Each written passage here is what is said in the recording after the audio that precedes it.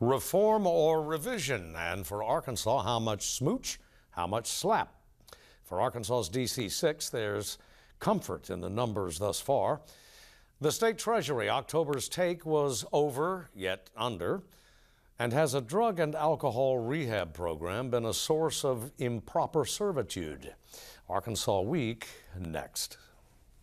Local broadcast of Arkansas Week is made possible in part by the award-winning Arkansas Democrat-Gazette, Arkansas's largest major newspaper, bringing you local, national, and international news since 1819.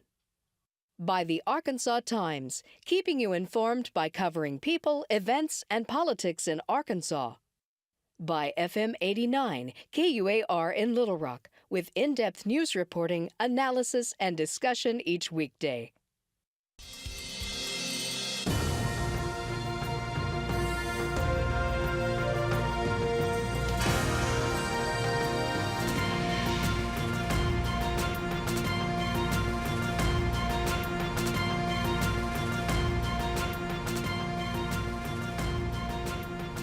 Hello again, everyone. Thanks for joining us for Arkansas Week. Tax proposals in Washington, tax collections in Arkansas. That's where we'll begin. Heather Yates joins us from the Political Science faculty at UCA. Autumn Tolbert, an independent journalist based in Northwest Arkansas. Bobby Appisan, editor and reporter for Arkansas Public Media. And thanks to everyone for coming in. Heather, taking a look at the tax bill as reported by Ways and Means on Thursday after 2 days worth of delay. One is bound to say that no matter what the math, whatever the fiscal implications for the national budget, to include the deficit, it essentially holds the vast majority of at a minimum, it holds the vast majority of Arkansans harmless. In some ways, right? So when we're looking at this bill as it was proposed, as proposed, I do want to also put on the table too that they never survive as proposed. It will not make it through Congress in the form that it is currently, because very predictably there's other members of the GOP that are opposed to this for the reasons that you've mentioned.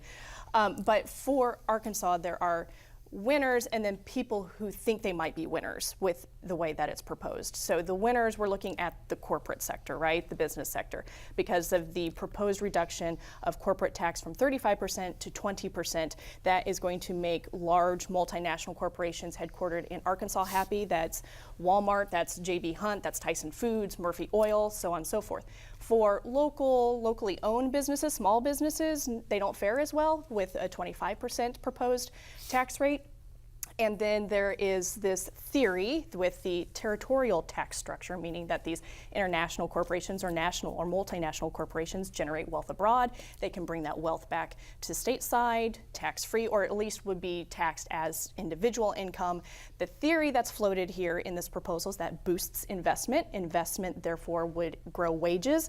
That's the indirect loop now to our middle to low income workers in Arkansas.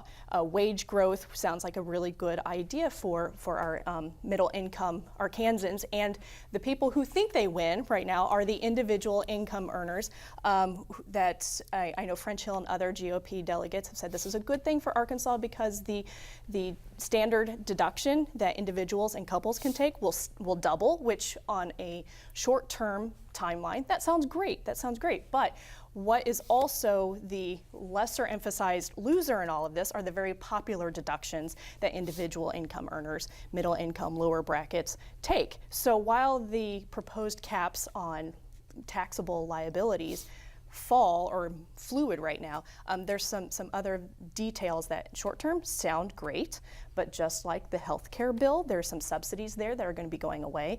And I know it's not the topic of conversation today, but I do want to also mention that in this bill that our representatives has said that the tax structure heavily subsidizes health care. And I think that we have been seeing on the fringes here that some of those health care subsidies are being dismantled in this tax proposed structure, but not being called out as such. But in town hall meetings and forums, our members of Congress are talking heavily about how this current tax structure heavily subsidizes healthcare, and that also needs to be reformed. Just want to put it out there as a footnote that that is also still open and active. Bobby. Yeah. For sure, the biggest winners are corporations. The tax rate goes from 35% to 20%. And then those who worry about estate taxes, which at least in our kind of mythology of it, are the wealthy. But I think it's important to note that both liberals and conservatives, Democrats and Republicans, can get behind the image that was on the cover of the paper today of Paul Ryan holding up a postcard-sized tax form, federal tax form. We all want the tax structure to be simplified for all of us. The problem is, in doing so, you cut out a lot of deductions that people really like. Deductions such as medical expenses, deductions such as retirees who are on disability, as well as a slew of deductions for families. So that's why tax reform is one of the hardest things the federal government can take on, because it's this great big mess of a thing. Somebody loses. That's right. And then if you get enough losers, you get actually a wave of people rejecting the reforms. Yeah, in terms of when I said holding harmless, how many mortgages are there in Arkansas, 500 grand or above? Not many. But in states that have big, 500 is openers in some of our bigger states. And Right. that interest group has been screaming for weeks, has been screaming for weeks. So what you're referring to is that there's right now a deduction for mortgage interest on 500,000 plus mortgages. That would be bumped up to $1 million. So you'd have this great number of houses. Well, great. You'd have houses that who have mortgages between 500 and $1 million who would lose out suddenly on the deduction. And there aren't that many of those. But frankly, the people who own those houses are pretty influential. They are civic and community leaders. And so it's substantial in terms of what it represents, even if, as a percentage, very few Arkansans own homes between $500,000 and $1 million. And a large group of Arkansans who this administration has said they want to help are families, and they're ending the flex spending for child care, and they're increasing the deduction from $1,000 to $1,600, which $600 does not go very far when you're paying, child care cost of $7,000 to up to $20,000 a year. And also, you have a lot of young families who pay student loans, and that deduction is going to go by the wayside. So, young families who are trying to buy homes with children are going to see fewer deductions. And I think that is a block of voters that have long been discounted, but are really growing in vocalness and growing in strength. State and local taxes, SALT. Fluid is the word that I would put out there based on commentary coming from GOP members, not just in Arkansas. But our GOP delegation is markedly silent on this right now. Yes, they support the proposed tax structure as is. They're supporting the White House on that. But in terms of the state and local tax deductions, depending on who you talk to, is depending on what kind of narrative you get about it. So at this juncture, fluid. And with regard to a lot of these other deductions, all three of us at this table looking at the state and local taxes and the deductions can bring our laundry list to the table of all the deductions that middle to low income Arkansans will see disappear, which is why yesterday when this rolled out, and every member of Congress who's supporting it is rolling out that narrative, selling the consolidated or the doubling the standard deductions. Like, look, how great is this standard deduction for you? Even though all these other deductions are going away, but look at the number, because the current individual standard deduction is 6, doubled to 12. For family, it's 12,000 doubled to 24. It sounds like a lot of money at short term, but in terms of those deductions all going away that we've mentioned, will hurt middle income family. And then when we're talking about the state and local structures of SALT, that gets really, really messy, because look at all the municipalities across the country that this is got to restructure, and that's why, depending on who you talk to, you get a different narrative. Controlling the conversation. Well, yeah, I would just add that one of my favorite reactions is from the 3rd District Congressman Steve Womack, who yesterday told the Associated Press there's a lot of anxiety in my conference. We're worried about things like debt and deficit, and so we need to see how this plays out. Today in Arkansas Democrat Gazette, Frank Lockwood, he's bullish on the tax plan. He's for it. It's going to be great for Arkansas families, great for the United States. But I think his first reaction illustrates an important point that we haven't brought up, which is, for all the talk about winners and losers, there's also, what does this add to the national debt? And how does this play out in terms of revenue? And one of the things that Republicans have long kind of based their tax philosophy on is that you lower taxes and then increase revenue by increasing growth. The jury is really out on whether that's actually how it plays out. And so for all the talk about, again, what kind of money we're either giving up or getting, there's this added thing of, does this grow government? Right. Because I think a lot of people would argue that it does. Well, complaints about deficit spending and the size of the national debt often depend on which party controls the Congress and the White House. And as we went over on the broadcast a week ago today, some of the deficit hawks aren't quite as concerned about deficit spending as they were 2 years ago or even a year ago. I think something that I also want to put on the table to consider too when we're talking about deficit, and the reason why the narratives about tax cuts are very popular, because wages haven't grown, they've been stagnated.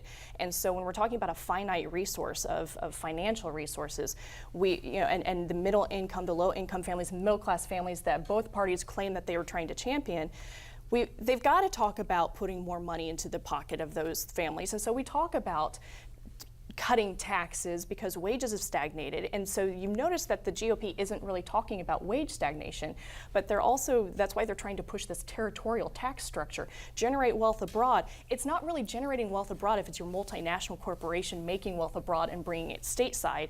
Investment is non-affiliated funds coming into your market, creating that growth that you were talking about. And then thus the theory is that's how wages grow, that's when you get your vibrant middle class. And so when we're talking about deficit and the math not working out, this is where I think the members of the GOP who are in opposition to this proposal, that's where they're being obstinate. And for a good reason, because we're not addressing the finite resources. Those pots of money are shrinking, and families need relief because their paychecks aren't going as far as they used to, as you mentioned.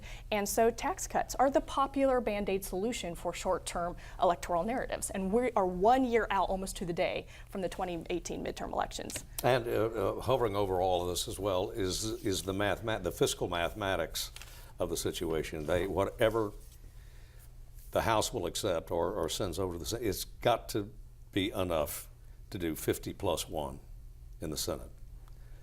And what we've under seen, the reconciliation. Well, and what we've seen this year is they've had a hard time getting that 50 plus 1 on a number of things. So I don't know why tax reform would be any different. And in fact, I think the Senate wanted to propose their own tax plan. And so this has kind of come in underneath them. It's kind of playing out very similarly to the health care bills of a few months ago. On to state taxes, or as in collections. October was a kind of an up and down month for tax collections, Bobby, in Arkansas, but there were some troubling signs too, in terms of net available and in terms of collections, particularly on the sales side. Right. Well, again, it missed projections. This normally might not be too conspicuous, except that we're now seeing a trend of missed projections.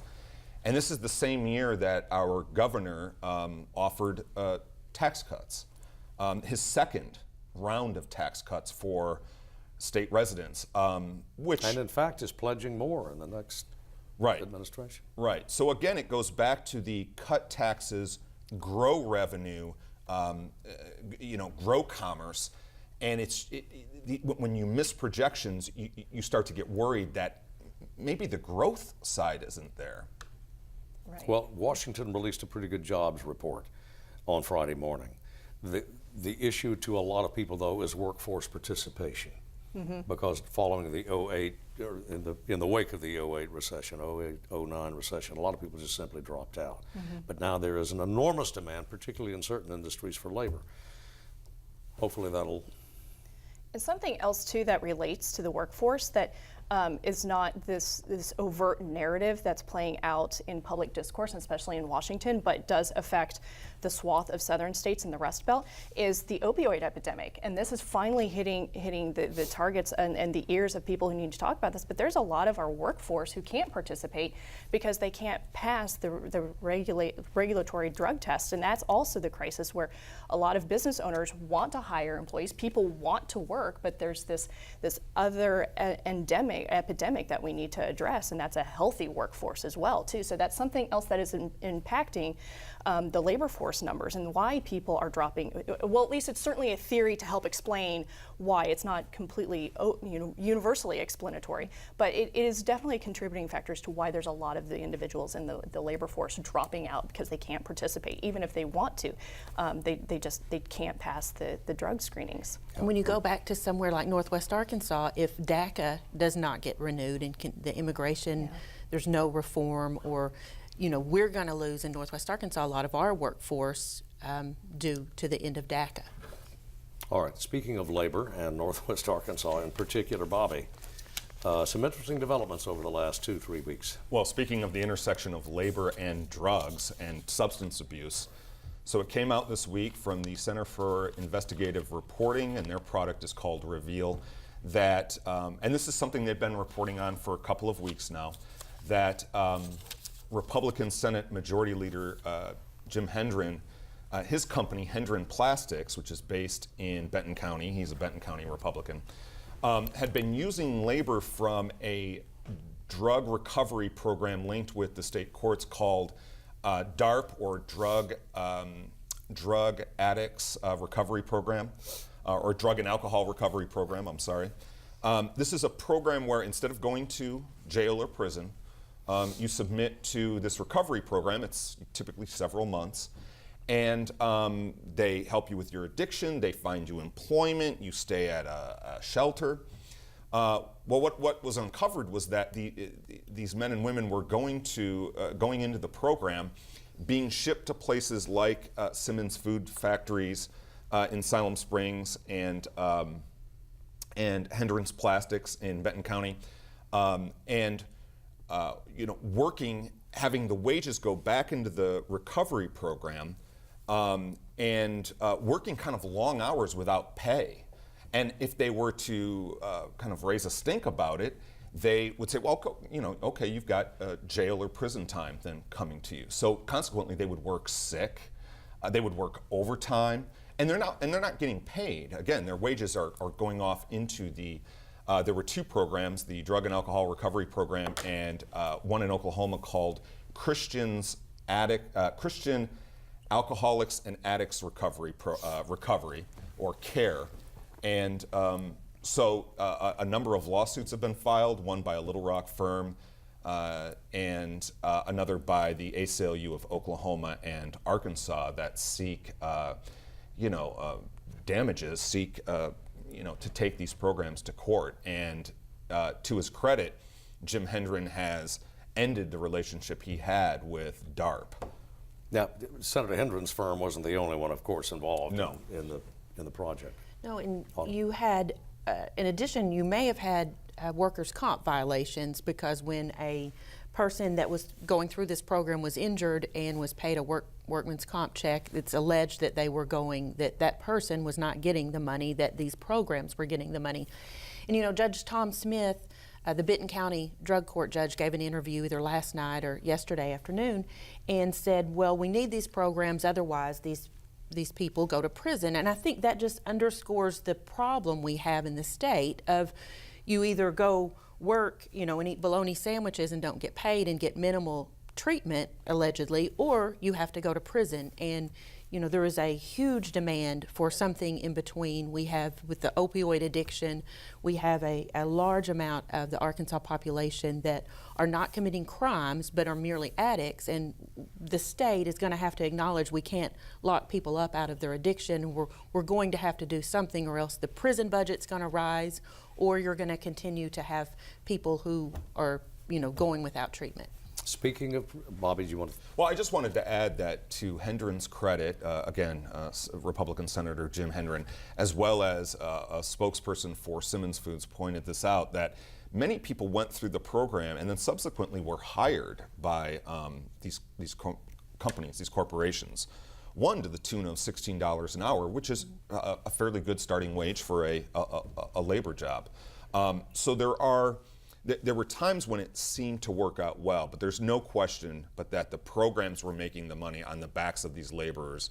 The companies were paying less for these workers than they would for someone not subject to these criminal proceedings. So it's certainly something that ACLU and lawyers here in Arkansas are going to look into. And Speaking of prisons, we have an execution scheduled for next Thursday, I think it is, Thursday evening. And there is litigation on two fronts anyway involving this inmate, Mr. Green, Jack Green. Yeah, so a lawyer in Little Rock named Steve Schultz he wanted to find out who the manufacturer of at least one of the drugs in the state's 3-drug protocol. The first drug that's administered, it's a sedative called midazolam. He wanted to find out the manufacturer of that drug. The Department of Corrections said we're not going to reveal that. There's a state law that says we're not to reveal any information related to the pharmaceuticals used in an execution. And in fact, the state Supreme Court, I think it surprised me, I can't say if it surprised everyone, in a somewhat surprising ruling said actually state law doesn't have any protections for the manufacturer of the execution drugs. The supplier, the salesperson, yes, but the manufacturer, no, that's not protected. And in fact, the law explicitly omits the manufacturer, so you have to disclose that. Now, what Schultz was looking for were something called drug packages and label inserts, the information of which you can, the court argued, you could discover who the seller and supplier were. So they upheld that level of secrecy. But as far as the manufacturer of midazolam, they said you need to disclose that. And the other piece of litigation is interesting as well, basically positing that the director of the Department of Correction is given altogether too much authority in determining who is sane under Wainwright, I guess, and is therefore subject to execution. And we have, a man who is alleged to be severely mentally ill. In his photos, he has toilet paper stuffed up his nose. That this is not something new that they're alleging just happened overnight. They're saying this is a long pattern of mental illness for this man, and yet, Director Wendy Kelly is the one who determines whether or not he is sane to be executed, and that is a state law, and there are claims that state law either needs to be changed or is unconstitutional, and he deserves due process in determining whether he is fit to be executed.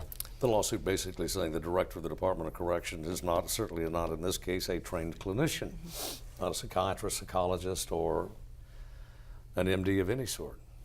Or even an objective judge in the situation. I mean, the Department of Corrections surely sees... happens to be Ms. Kelly for the time being. Yeah, it's Wendy Kelly, and they treat as a success the successful carrying out of an execution. So she was put in place by a governor who believes in the death penalty, and they're just disinclined to stay the execution because perhaps the inmate is too deranged to know what's happening to him. Yeah, the state has challenged inmate Green's position from the very first. It's calling it a sham position. He's faking.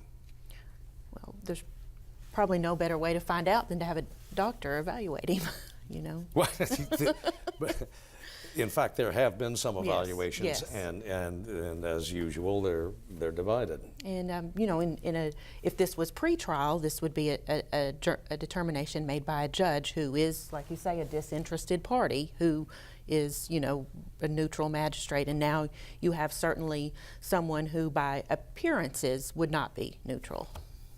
All right. Bobby.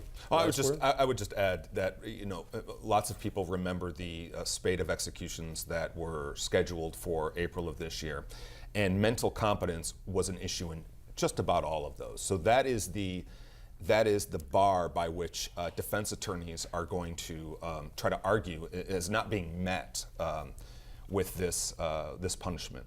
Got to end it there because we're out of time. Thanks to everybody for coming in, as always. And as always, thanks to you for watching. We'll see you next week.